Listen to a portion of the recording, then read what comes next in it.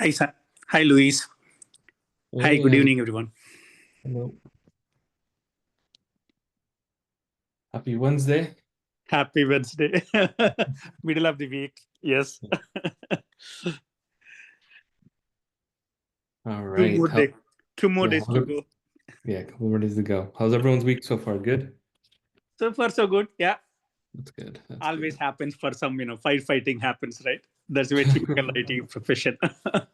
100%, 100%. All right. So again, if you have any questions, feel free to ask in the chat. Put your hands up if you hear someone else talking, if you have a next question after that, but the office hours are open for anything that happened last class, or you have any questions about Gen AI in general. The office hours are open for this. Totally, totally. Thank you, Luis. Yeah.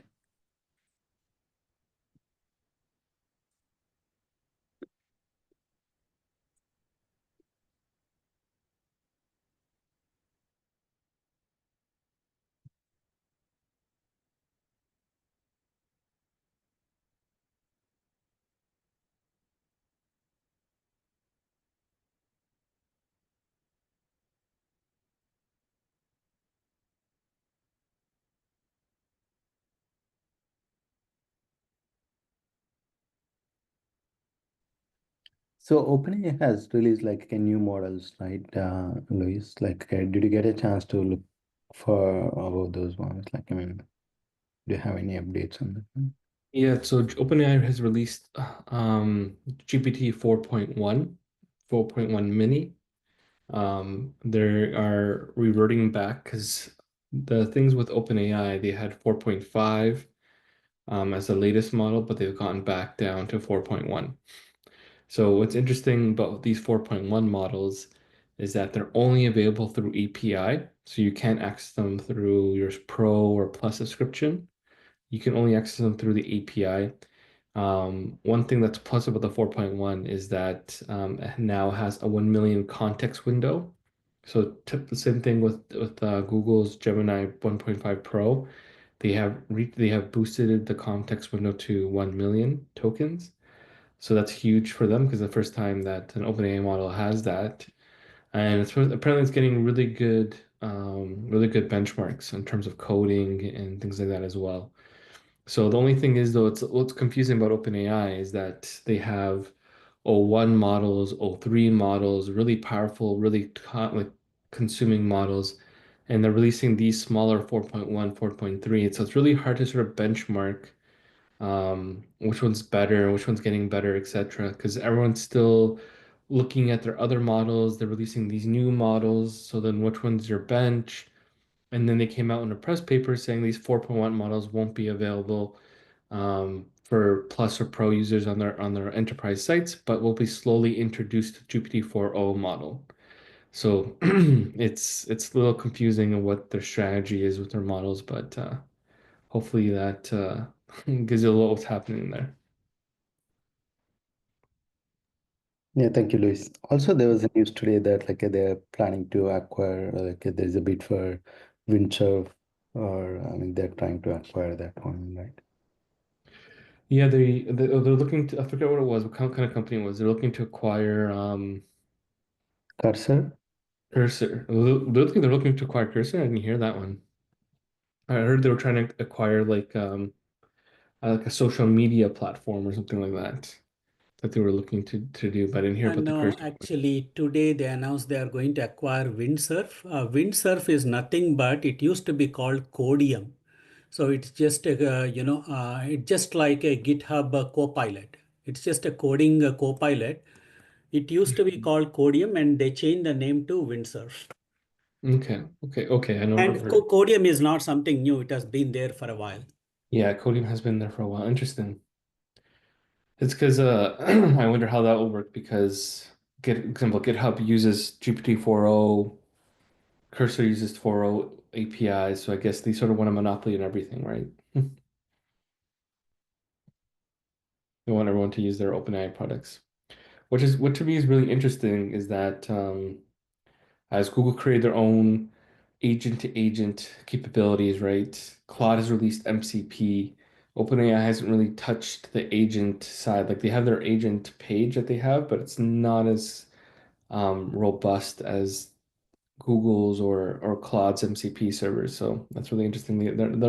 They're innovating in certain areas. For example, their vision model is really great. I haven't seen like Google's image model isn't as good. I haven't seen other image models good. Like the ChatGPT's new image model is really good. But I guess they're focusing on different things, right? So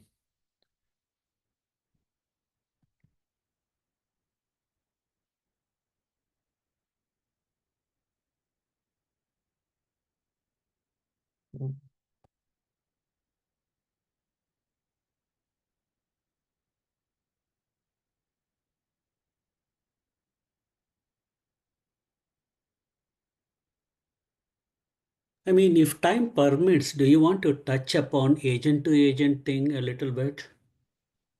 yeah, for sure. If no one has any questions, then I can definitely jump into that.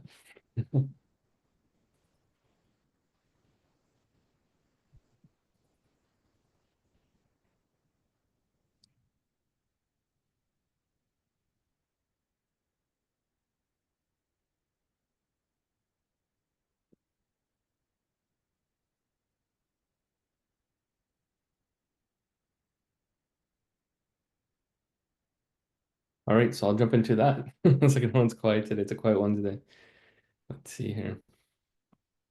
I'll pull up this article I really like about it. So what this person is going to talk about is how agent to agent is different from MCP, which is the model context protocol. This person goes through how it works. So how pretty much like if how I envision it working is like it's like a T it's like a there's your main protocol, how you run everything is like a tree. It's like a tree, right? And a tree has many branches. And the agent to agent is allowing multiple LLMs to be on a single branch. So they're all connected together and they can sort of move together and move like instead of having separate trees for different like MCP is like its own client server, and then you have to have something else that connects to each tree. And saying you don't have to build a separate tree for each one. You can just have a branch in your tree that can talk to each other. And that's what agent to agent is about. So it enables different Is it applications. MCP and A2A, are they competing protocols or complementary to each other? They're complementary. Example, in the agent to agent, you can see that you can call MCP servers in it. So as this thing will go on, this one does a comparison to quickly to show what the differences are, but they can be used together. And I think hopefully this article talks about it. If not, I could find another one quickly. So like I said before, the agent to agent is simply just trying to have agents be able to speak together and work together better. Um, how it works is you have a discovery skill, pay invoices, track shipments to the client agent.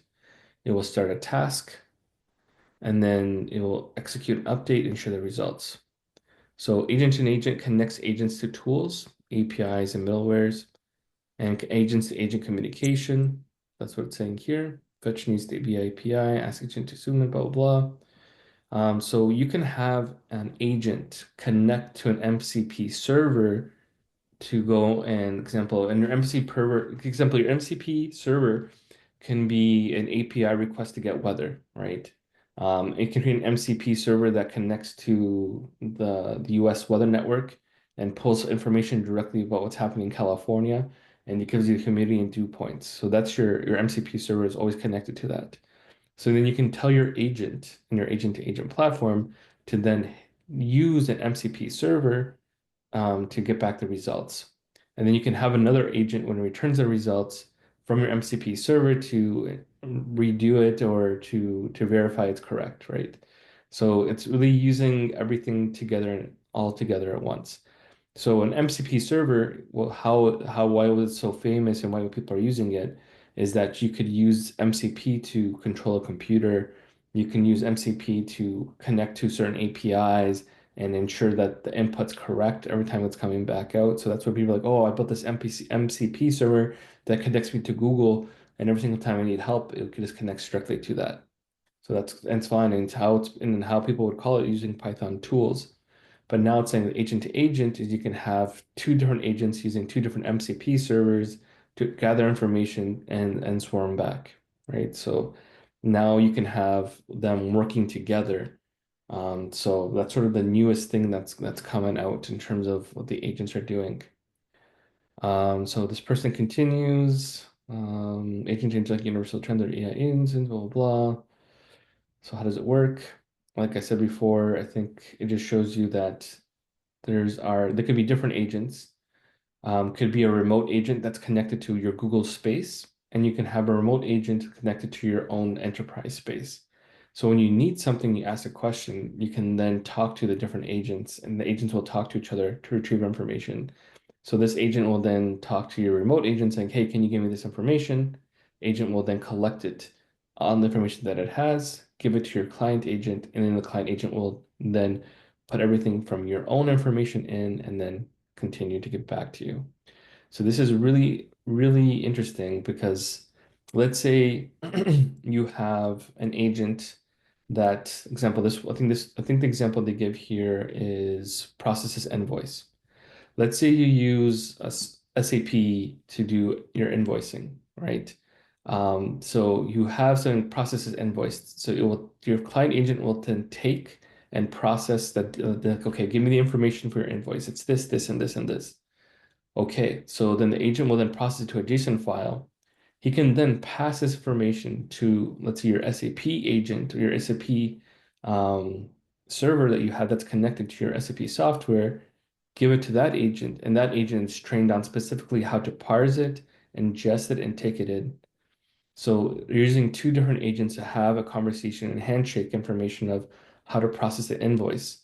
So the remote agent grabs it, validates, puts information in, and say, okay, the information will then be sent to payroll, and we'll be able to pay that this invoice coming back.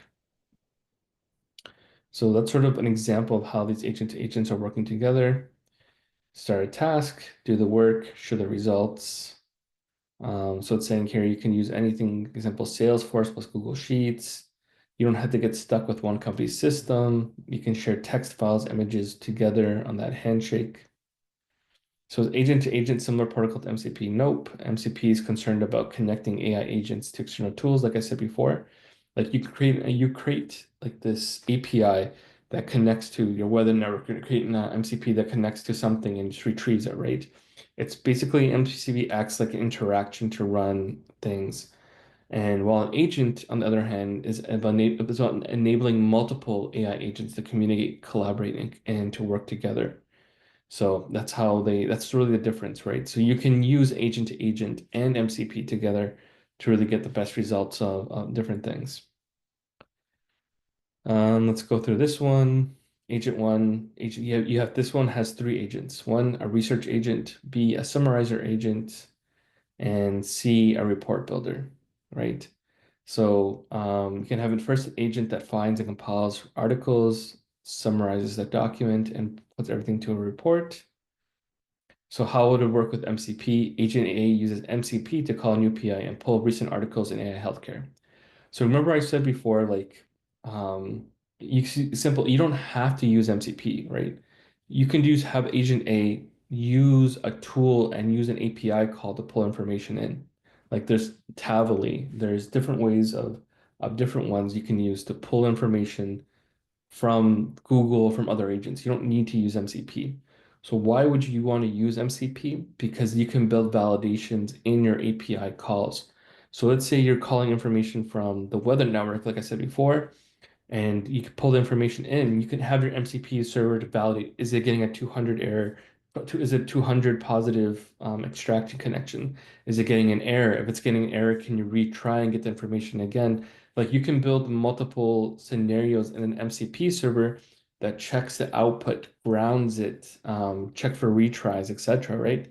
Yes, you can sort of build out in Python, but MCP is sort of already built that, like sort of already has those things built in. So that's why people like to use these MCP servers because they're always on, they're constantly working, and you can sort of validate the information you're having. So This one's just an example is like use agent A uses MCP to call on news API and pull recent articles in AI and healthcare, right? So this agent instead of calling directly an API, uses the MCP server protocol to ensure that they're pulling information. Now agent A, What yeah. value add does that MCP give you there? Because the agent A can make the API call directly, right? Yeah, and that's what I was trying to explain before. Like the value add that MCP is you can add multiple rules of, let's say there's an API failure, right? It fails. If you're just pulling an API and you're saying if it fails, like then there'll be no output, right? With MCP, you can put coding of retries, right? Please retry the information. Or if it's not pulling, you can check if the information being pulled is accurate. Like go back and validate that the API is working properly and the proper information. You can set up multiple rules and MCPs to sort of validate the flows of your API calls. That's pretty much it's pretty much just formatting and formalizing a way for tools to call API tools rather than just pulling it directly. Just sort Okay, of like more like a workflow engine. It looks like that. yes, exactly. It's very it's like a MCP is like a workflow engine, but it's being pushed to a server. So instead of calling the API, you're calling the MCP server. And of course, that MCP server is connected to an LLM. So you know, so how what the hidden cost of MCP is that you need to have OpenAI API in here, or Gemini's API in here, or Claude's API in here to when you're pulling information from the grounding to also validate information. So that's another hidden cost that most people don't talk about. It's like, yeah, it's cool, I'm using MCP, but they also have to let you know that you also need an LLM to do the pulling, reviewing, and to ground it and check the workflows. So it is an additional cost that people don't talk about, but MCP does use an LLM as its main engine of that. So that's why people like to use MCPs, because it's more of a secure way of pulling information from an API, but you can put lots of different workflows in it and build your own. So going back to that answer your question, just make sure. Yes, yes. Yeah, okay, awesome. So So who provides the MCP servers? Is it API providers or like, I mean, the consumers? so your question, who's creating these MCP servers? Yeah.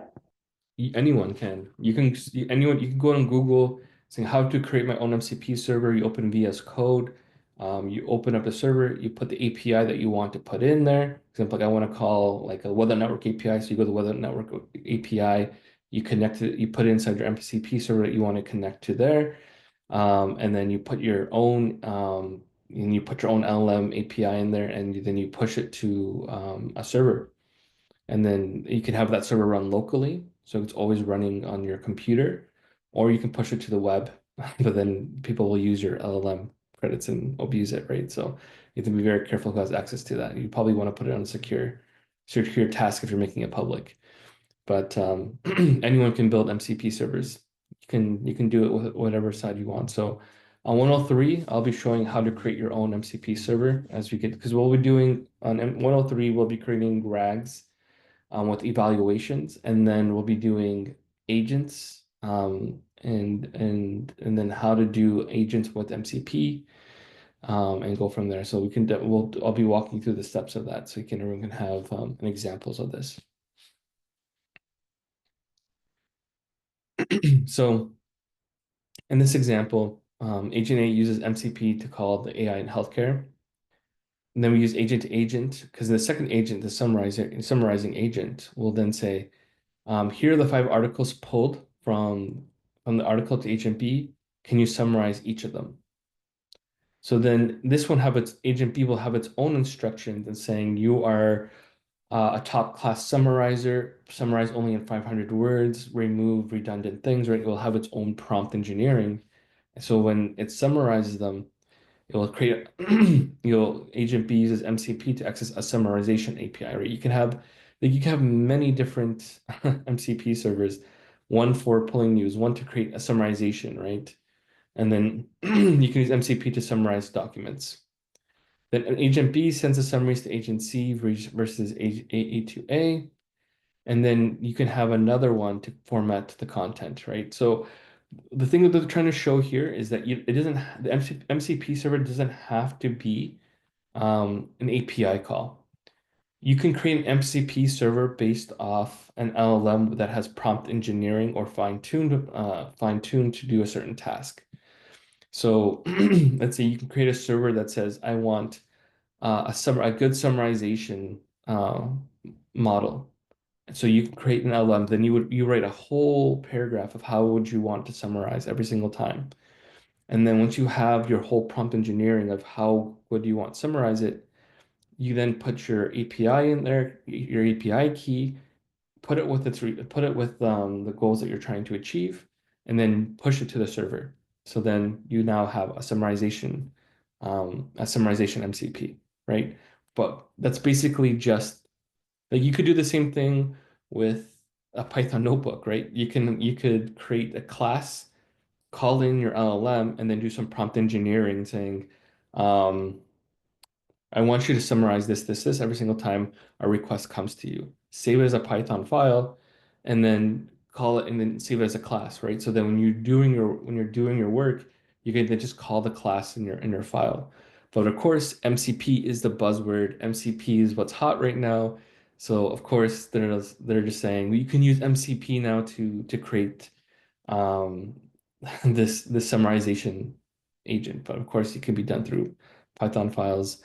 I guess what they want to do is with MCP, you can then share this MCP example in your workspace to other people, right? So if everyone wants access to how to summarize a document, it's not only pertaining to you, anyone in the enterprise can then use it, right? So that's when we get to scalability. MCP is definitely more scalable than just having it stuck on a Python file on your local machine. And that's what they're trying to show with that. So creates a summary, send it to the agent via agent to agent. Agency uses MCP to format the content. And then MCP equals agent plus tools and agent plus one to another. So in summary, if you guys know what LangChain is, and if you guys know those different packages, and it's named LangChain, that means you're chaining different events together. Agent to agent is just a chain. You're chaining different LLMs to work with each other. Just the agent to agent has made it really clear and really concise of how you can then create different LLMs with different prompt engineering with different instructions and have them talk to each other. But it's basically chaining things together as well. So as you get deeper into AI, you realize that a lot of this stuff already existed. People just have created now packages so they don't have to create their own chains to make it a little easier for everyone, right? So the big surprise is MCP is really just an API call or an LLM prompt engineering. Agent to agent is simply just chaining what it is. So this is why when you see people talk about this in LinkedIn and being very verbose about it, people who are in AI just kind of roll their eyes and say, okay, like there's nothing new so far. So again, these articles hype things up a lot. So they're saying this marks a significant leap. So again, when I read these articles, it's things that's already been there, but again, they're making it more easy and accessible for people who aren't deeper into coding, who aren't deep into these things, but to make it a little bit easier of using protocols, right? Because now I think if you have, A2A is more like a standard protocol, probably, right? yes, and You yes, can and now still you do have, without an A2A, but it's just a standard. yeah, so you can now use this to chain your documents, right? So nothing new, nothing crazy, but a new framework that when people are selling AI to individuals or Google for some of this sell, this sounds a lot cooler, right? I'm going to create an agent to agent with MCP that's going to deliver your payroll invoices and get them automated quickly, right? They're very, very good buzzwords and very good marketing side on Google's side. But yeah. Is there a competing standard protocol for A2P, A2A? So, like I said before, there is There is, in the sense that people use LangChain, people use different parts, but they're not frameworks, right? Yeah, but Uh, LangChain is different, right? no, so with LangChain, you can chain different agents to work together. So example, you can have one agent working here, you can have another agent working there, you can have another agent. You can sort of build out different type of LLMs with different summaries. But And that's just a programmatic way of doing things, but this is not like a protocol, right? Like a handshake protocol, right? yeah, so the only thing that agent to agent does now is they put them separate, right? They say now you are this LLM that you're prompting with special instructions is going to be in this separate section. But it's to me, when I think about that, to me it's like when you look at like a Python notebook, you'll have one box that has one LLM with separate instructions that you're calling LLM2, that you can then put in a chain. It's like when you have response one, pass the response two, pass the response three, right? So I think I showed this on Google Studio.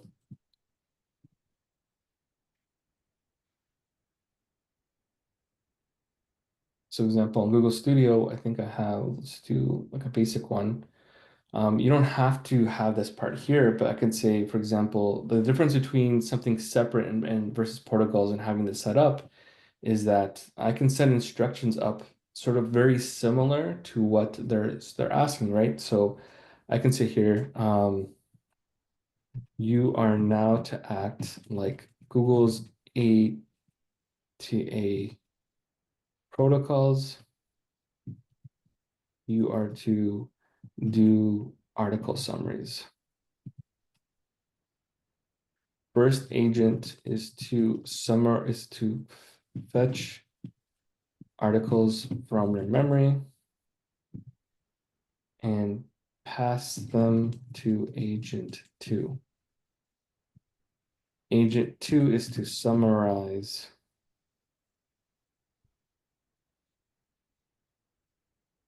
agent 1's articles to be passed to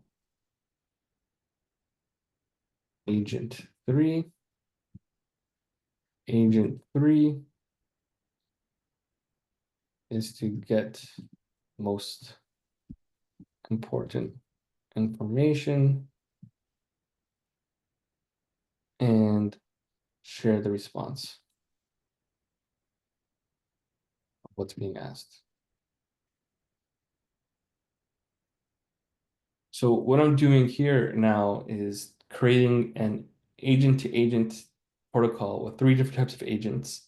And we can then boost this up by saying, first agent, you are to act like an AI researcher when pulling articles from memories.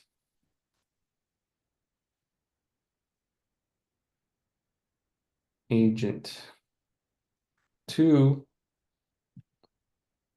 when you summarize, only use 300 characters to create short summaries. And then third one, agent 3, I want you to act like you got the most exciting news ever. So I'm going to run this. And it's going to tell you right now what it's doing. I'm telling this LLM to act like a virtual agent-to-agent protocol to fetch memories, to summarize, right, what's being passed to agent 2, and then pass it in summarization to agent 3, and then agent 3 will pull the most important information, what's being asked. So I'm doing exactly what this A to A scenario is doing on this side, right? Now, the thinking is saying it's going to start following the steps. So it's telling me how it's going to do this, right? So it's going to first wait for user input. Agent 1 will then pull the articles for me. Agent 2 will then summarize the article for me. And 3 will information and summarize that way, right? So what agent to agent is doing on Google's protocols is doing the exact same thing that I've just done literally in 20 seconds, but instead of having it all in one paragraph and one prompt engineering sections, when you're writing code, you would put agent to agent Python agent one's instructions, and you would put agent one's instructions here, and then a Python agent 2 instructions, Python agent 3 instructions here in your agent to agent packages. So then each one would be separate, right? But each one would have its own instructions to do. So now that I've sort of set up my own agent-to-agent protocol on here, I want to do, I'll make this even more by saying for agent one, I'm going to use Google search now. I want you to simulate MCP call using Google search when you do this calling. So I know that in AI Studio, it's going to go and try to use Google's to use this as Google to pull out. So it's going to simulate an MCP call of gathering data, reset, everything like that. So I'm basically right now doing what agent to agent is doing plus MCP server. So now I'm going to ask a real article, and I'm going to ask it to summarize this. So I'm going to ask it to do, let's say something interesting. Let's say,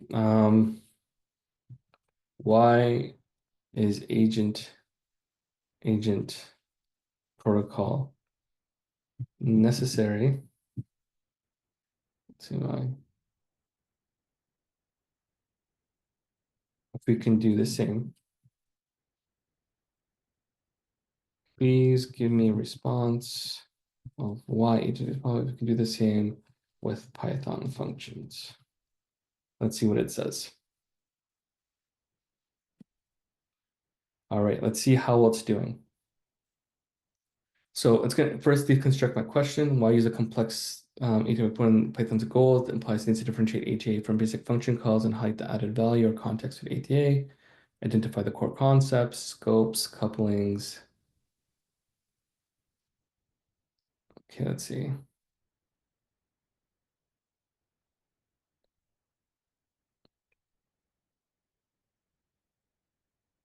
Okay.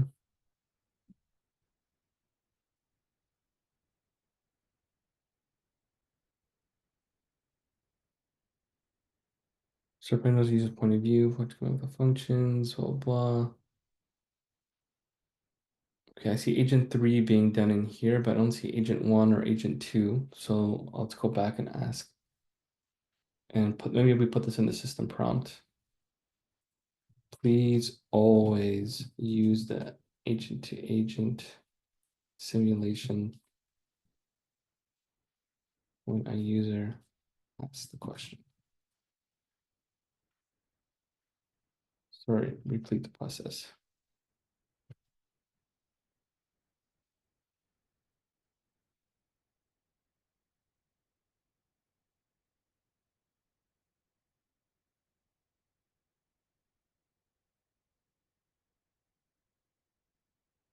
Okay, so let's ask the question again.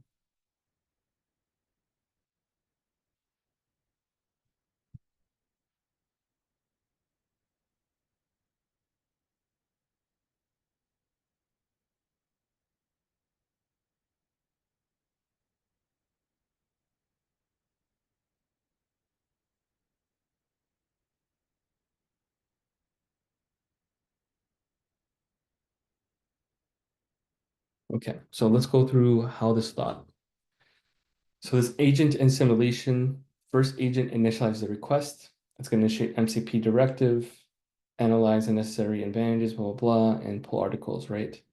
So it's going to search the web for these 4 different queries, right? So your MCP server, when you have it, you can have it say, okay, I want you to give me 4 top responses to pull from the internet, right?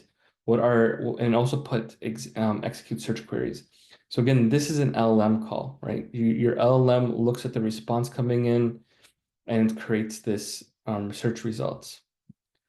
Then it does simulated action. It searches the Google things, identified top articles, and pulled out the top things from this.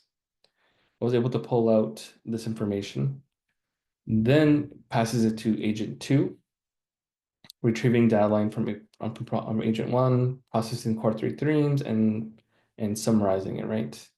It's telling the constraint of what it has.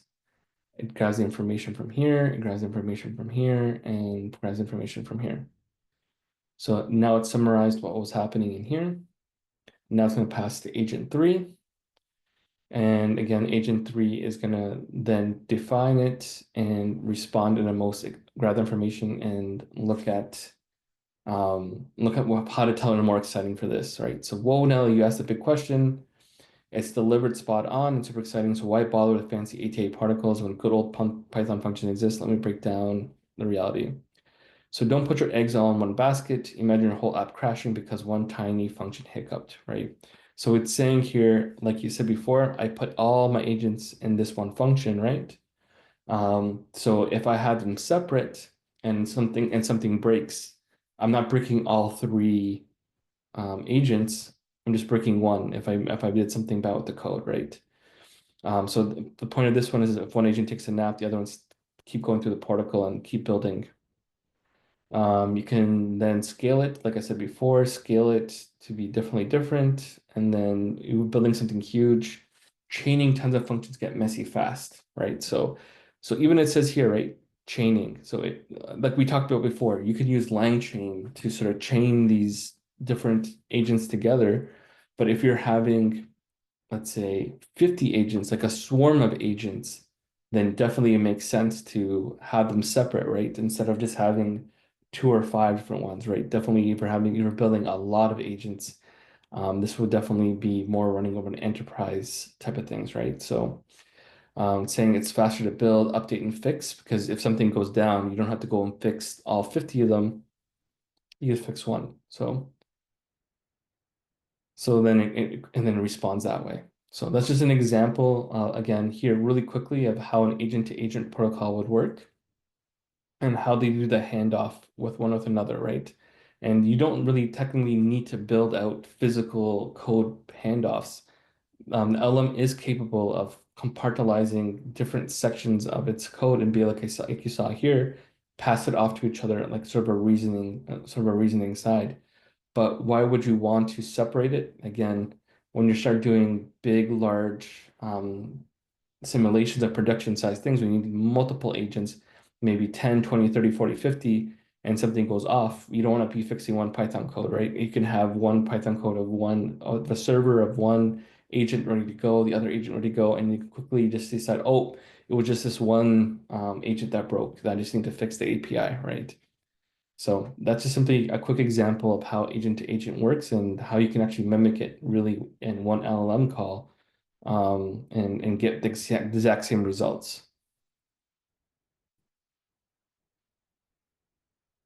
So any questions, comments from there? Yeah, thank you.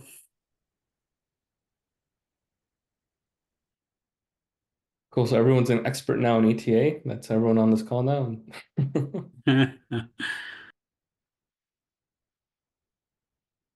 Awesome. So I expect everyone to put agent to agents on their LinkedIn profiles, ETA experts, and MCP experts as well.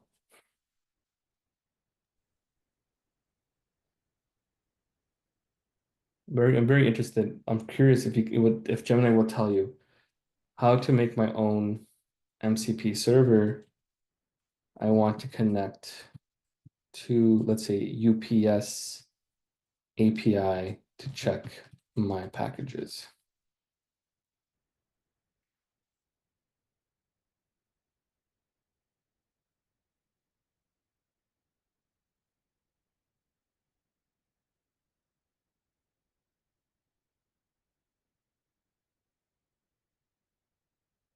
Right now it's thinking how to do this.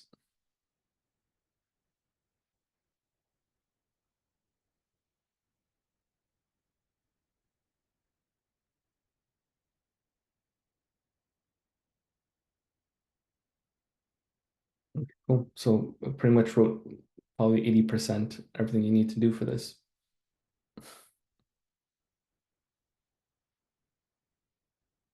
So this is above as a guess, you need example like so the instructions it tells you to do, right, is first get your UPS API developer API, choose your tech stack if you want to build it on Java, if you want to build it on Python, you want to Node.js, whatever language you want to do.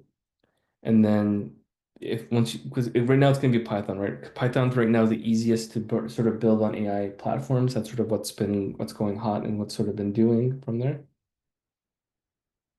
And then they pretty much augmented your code for you. So once you have your UPS access, put them in there.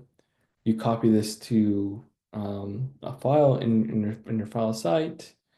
It's going to tell you how to get the activity. Example, the JSON structure, of course, you have to go to the UPS API site to make sure that's correct. Again, right here, you can see here as it's calling the API, check for errors, right? And then debug if anything's happening. So this is the difference between just running a pure API. In this example, this MCP server that you're trying to build out, you're looking for debugging responses if something is not right? And checking it. And then you can get this information from here, right? So then it tells you to run that file. So when you run this file, it will run as a server on your VS Code. So then when you can then call this in as an agent to check this and to run this. So then you would use that definition, get UPS tracking info, and go from there.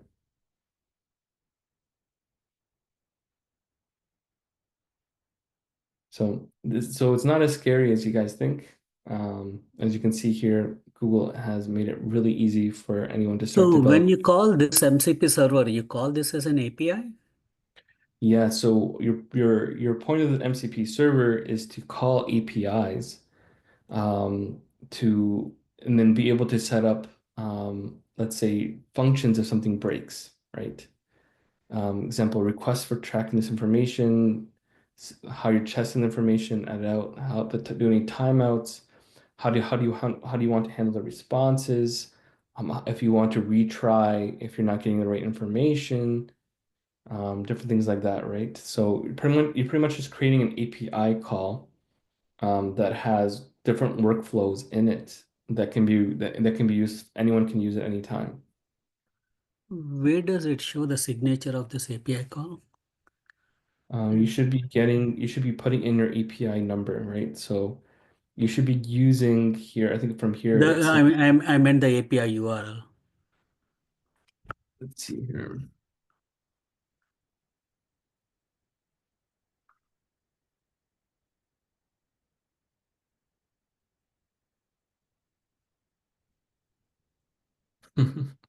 I guess Google then their role model isn't. You're looking for the UPS URL, it's right. No, not the API. So basically what he's saying is when you just run this on the server, basically you are exposing an API to call this guy, to call this particular code.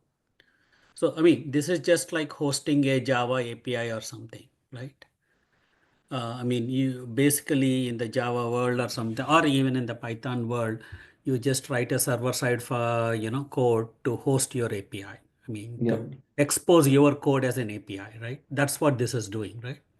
Yeah, so this is where you would put that URL track, right? The HTTPS. Like this is where you would put your UPS tracking endpoint.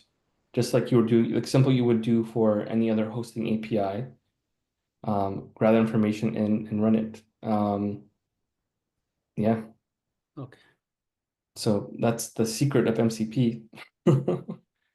Except you can use an LLM to verify, right? So the things with MCP, it doesn't have to be something about an API as well, right? So you can tell it to do create me an MCP of an LLM summarizing articles like a rock star. So you mentioned this MCP has to run on top of an LLM, right? Yeah, so you would definitely want to use some sort of LLM to help you to add an extra layer in it for validation, things like that, I for see. sure. I see. Okay.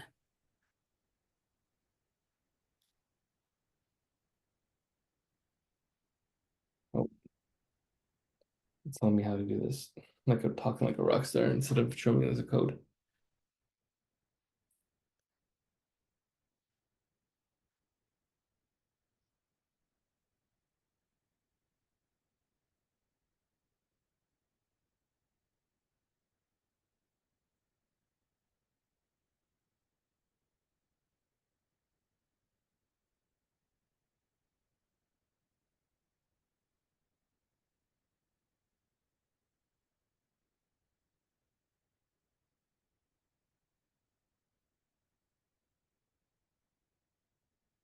Yeah, sometimes I don't, yeah, because this one's sort of Jupyter is experimental, Jupyter 2.5. So let's go to something that we know for sure is a little bit more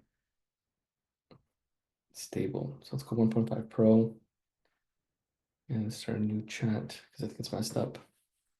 How can I write an MCP server code to be hosted on my computer that summarizes articles like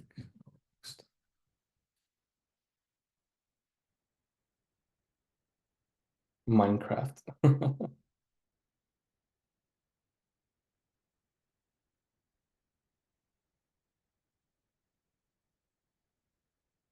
When we wrote into Minecraft.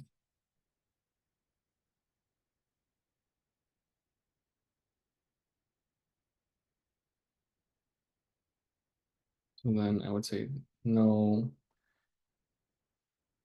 you misunderstood me. And model context call. Let's see, let's add Google search on this.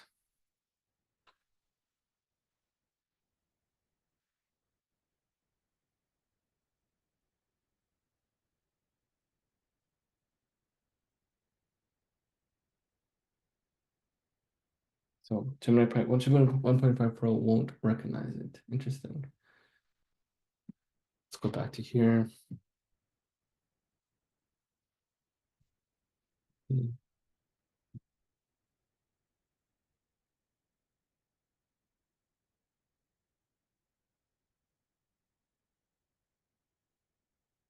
see this one.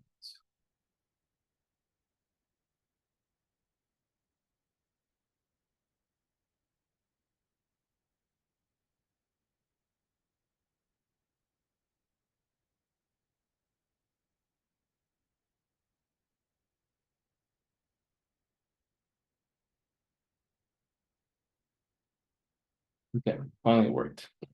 Going back to 2.5.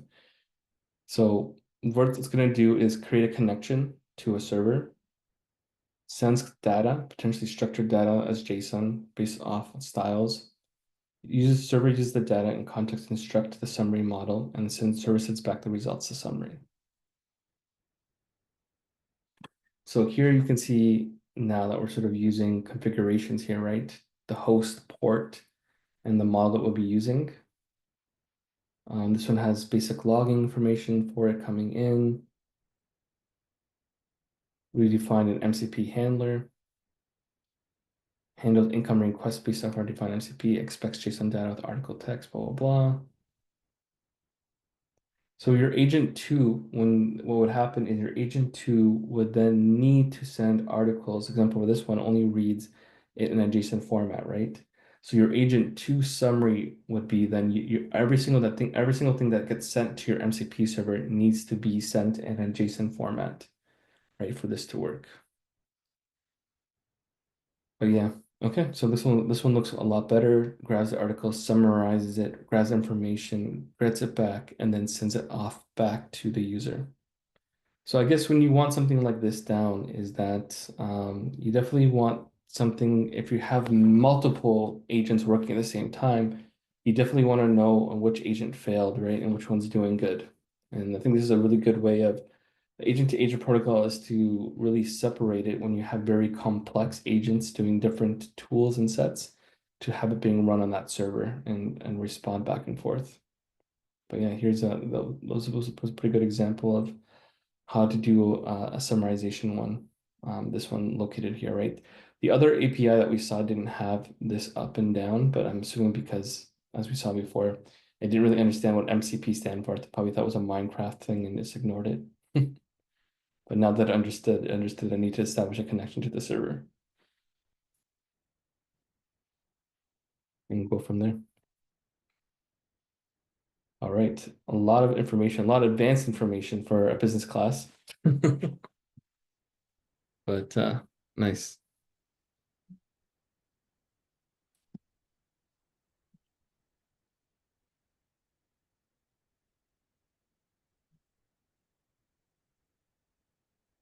Right, any more questions? I know we have about like 8 minutes left, so I'm probably gonna take one more and go from there.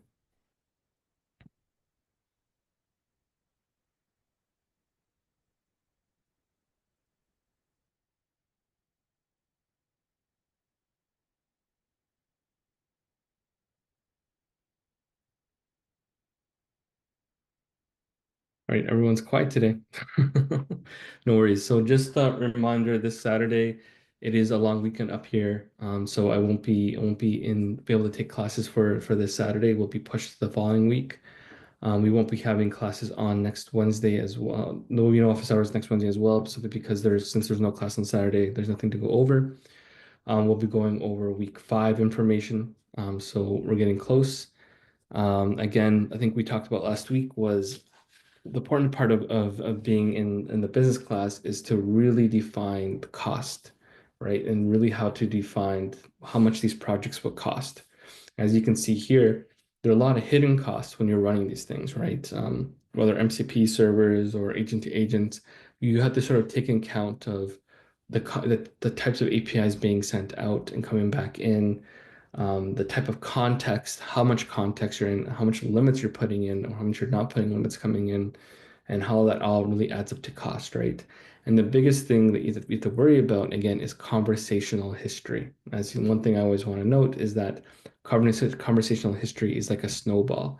So if someone decides to write a huge essay, put that in, and then continue, right, asking questions. It's not that only that first paragraph will have that huge essay. Every single thing after that will then snowball with that huge essay at the beginning, and being sent out to the model every single time. And that would really drive up your cost of your inputs and your outputs, if you remember the costing of that.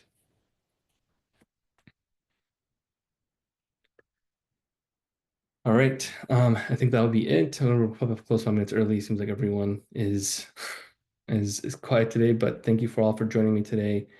And hope you got some information that really peak preview of what's going to be on the next courses, what's going on. But definitely thank you for everyone, and I'll stay back for 5 minutes if anyone has any more questions.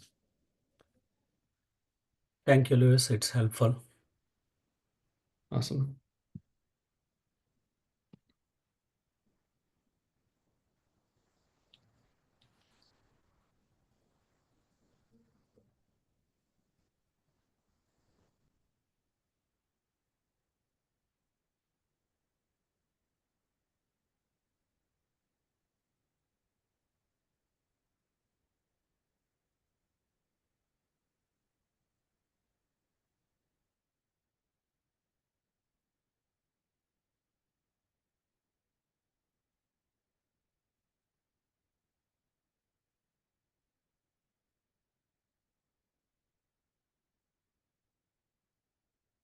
I think everyone's leaving, so I think it's safe to close the classroom. I think we're good. No more questions. So hope you're feeling better, Manoj. I know you were feeling sick the last couple of weeks, so.